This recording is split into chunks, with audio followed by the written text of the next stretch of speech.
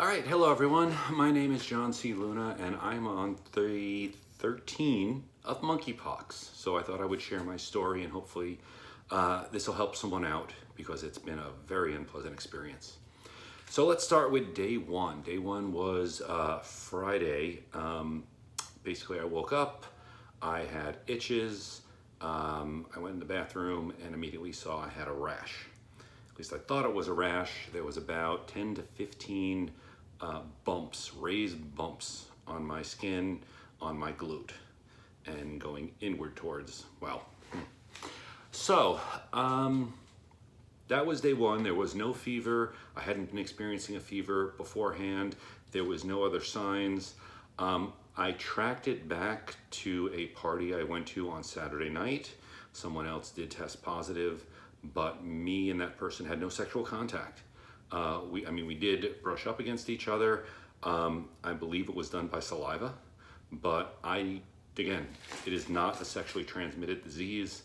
From everything I've read and talked with doctors about, it was either through touch or it was through saliva. At that time, this person showed no lesions, no nothing whatsoever. So we both were innocent as far as we didn't even know we had it. So assuming I got it that Saturday, by Friday, so 5-6 days later, I woke up, broke out everywhere. Now the night before, nothing. I know this, my wife saw it, nothing. There was nothing there. Overnight, boom, they appeared, and they are not something you can ignore. This is not a little pimple. This is raised and ugly and unhappy, and it scared the crap out of me. Actually, they didn't start off nearly that bad. They were raised and they were bumpy, and I actually thought I had a rash. So what do? I put talcum powder on it and say, all right, we'll keep an eye on it today. And I thought maybe it'll go away by the nighttime. Well, of course, that was Friday.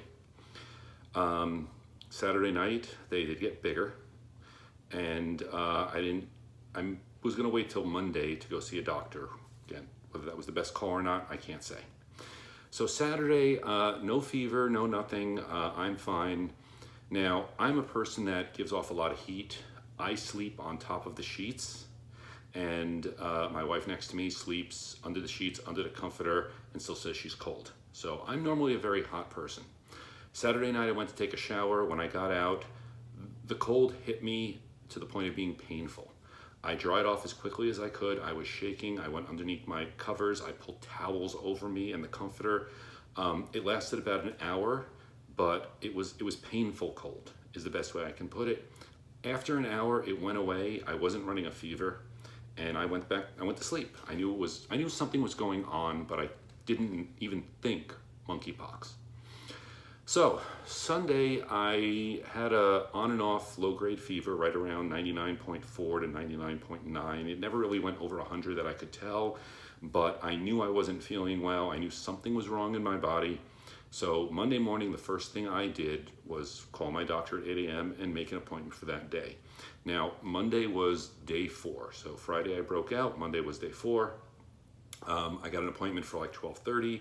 I went straight in. By the way, I have been in quarantine since I saw the bumps. Just in case, I didn't know what they were. I figured it was better to be safe than sorry. So we're moving on to day 4. I go see the doctor.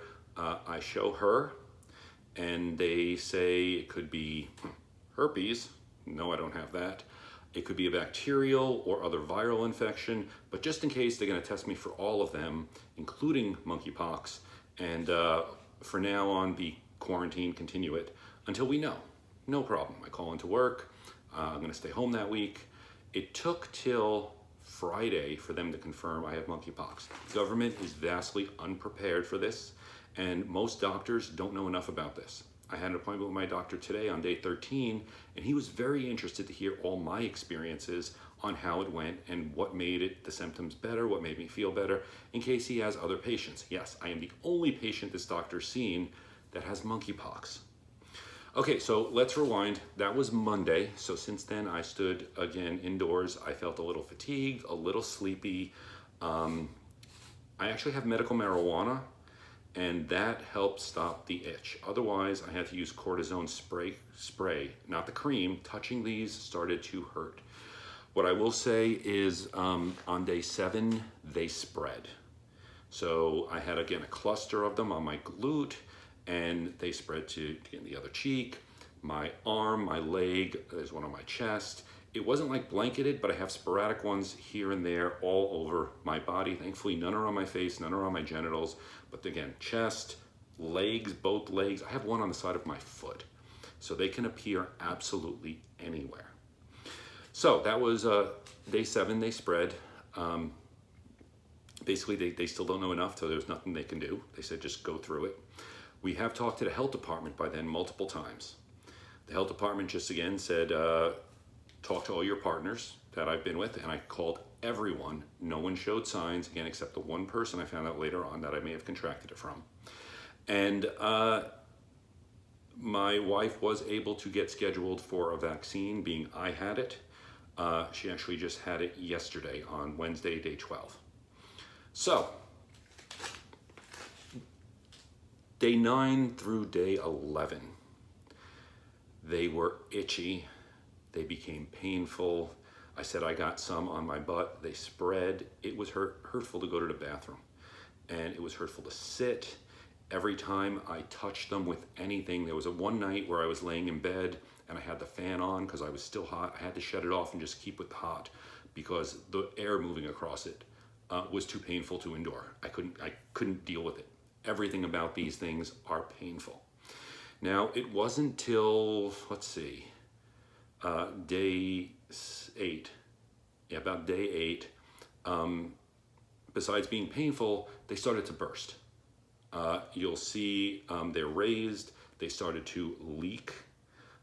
You can't squeeze them. They're not like a pimple, they're not like a whitehead you can squeeze, but you could see that they were leaking.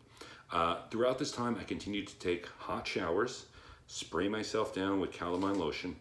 And one thing I did, which I brought to a doctor and he said it probably had no effect, was after a shower, at the end of a shower, I spray myself down with isopropyl alcohol because it helps with my acne. My body is very susceptible and will get ingrown hairs and acne if I don't. And I found out a couple of years ago, just by spraying me down and then washing it off in the shower, my acne subsided all over my body. So I've been doing that. I don't know if that had any effect, but I continued to spray my body, including where the wounds were. Now, they burned like they were even more painful. When I sprayed them that one day, I guess it was about day 7, I almost screamed. I had to run it under the water, and even the water touching it hurts. Okay, so that's the normal one. This is, again, my account of it. I'm not a medical doctor. I'm just conveying my experiences. Today's day 13. It is Thursday. Most of them, actually it was probably yesterday, maybe a little earlier, the pain really did subside. Most of them have popped or at least burst. I will show you one right here. That is what they look like now. It's no longer a white center. Basically, the white began to leak. The leak wasn't actually white stuff. The leak was actually this clear liquid that came out. And then they crusted over like this. Again, try to show you one over here. I'm gonna turn over here. I have one on my knee, the one on my chest. All of them have now turned into these unsightly bumps. Of course, now I'm concerned with scarring. Now, I'm lucky. I had a very light case. If I understand the person that I got it from, or think I got it from, broke out a lot more like a hell of a lot more. I consider myself lucky. I have none on my face, none on my genitals. It's sporadic here and there, these bumps, but they're not bad. However, during quarantine time, I haven't been able to touch anyone. Obviously slept in a separate bed from my wife. I haven't been able to make contact with anyone. I'm taking 2 or 3 hot showers a day. I'm spraying myself with lotion. Anything to get by this. Like I said, I started smoking more than ever medical marijuana because that seemed to help with the itch. Even if it's just psychological, I felt like tearing them off at one point. They were so bad, but every time I touched them, they hurt. So, it's day 13. They've all basically turned into here. I'm staying in quarantine for another week, just in case, because I never want to give this to anyone. It has been one of the most horrible medical experiences in my life. I have had COVID twice. And the thing is, when I got COVID, it hit hard. First time it hit like, I'm always in the 1%. The first time it hit like food poisoning, where I threw up and had diarrhea for 12 hours, and then 5 days worth of hiccups and fatigue and memory loss, of course. Second time I had COVID, and by the way, I got my shots, I've had my booster, I'm vaccinated, the whole bit, doesn't make any difference. Back on Mother's Day, I caught COVID again, and that was different. It was still a lot of fatigue, there was fever, I never had any breathing problems, but I seemed to be in the 1%. Of which, when I caught when I caught monkeypox this time, I checked the news once my doctor tested me, and there was only about 600 cases. So if you divide that by the 22 million, that's sort of like winning the lottery. I'm not trying to make fun of this or make light of it. It is very serious. I'm in good health. I work out. My immune system is I think, pretty good. I've been able to fight this off with, again, minimal. It's intrusive to your life, but minimal health issues. The other person I know who has the monkeypox is in the hospital. So again, Godspeed to him. I hope he gets better quicker. But now that I'm getting to this point, I've ordered vitamin E oil as well as rosehip oil. I read on the internet that this is treatable for scars on chickenpox. Now, chickenpox and monkeypox are different. Now, chickenpox is actually a herpes virus, but as we know, it can leave scars. It does go ahead and cause these bumps that are very itchy. So in that case, it's similar. Monkeypox is actually related to smallpox, which is very serious and often deadly. Smallpox, deadly. Monkeypox is rarely deadly. It's a different strain of it. And smallpox has been mostly, but not completely, eradicated. The reason why I'm going with this is when I brought them up to the health department about getting a vaccine, they denied me. And they said, once I'm infected with monkeypox and I go through it, you now contain the antibodies. And to quote them, the chance of me getting monkeypox a second time is ridiculously rare as far as they know. It's the as far as they know that kind of scares me, because they haven't known a whole lot about this so far. It is new. Well, it's not new, it's been around. I'm finding out it's been around in other countries, but it's new to the United States, and our doctors do not know about it, do not know how to treat it. Right now, all these treatments are experimental.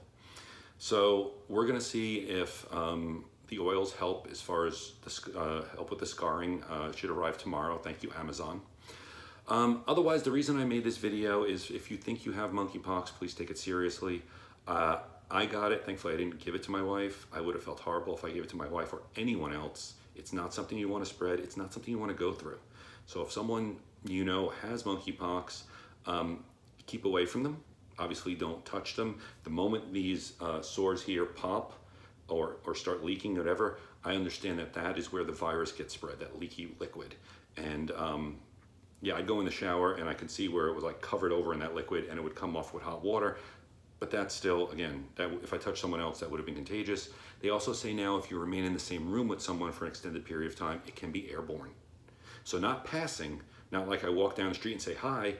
If we're sitting on the couch close together and I'm breathing, if a person is close enough, they can receive that. So one of the things we've been doing is spraying Lysol and you basically wiping everything down.